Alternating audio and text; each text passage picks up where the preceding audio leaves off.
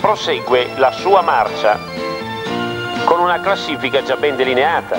Si va a Genova ed è Andreoli a vincere davanti ad Adorni e Nolmans, poi da Genova a Viareggio tocca a Knapp a giudicarsi la tappa davanti a Poggiali e a Bailetti, e si scende ancora: Viareggio Chianciano Terme, primo Bariviera, Chianciano Terme Roma, primo Marcoli davanti ad Altig e ad Ancelli, Roma Rocca di Cambio, vittoria ad Altig su Schiavon e Motta.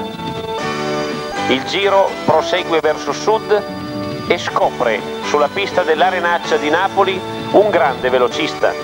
Ma vediamo le ultime fasi della corsa viaggiando verso Napoli.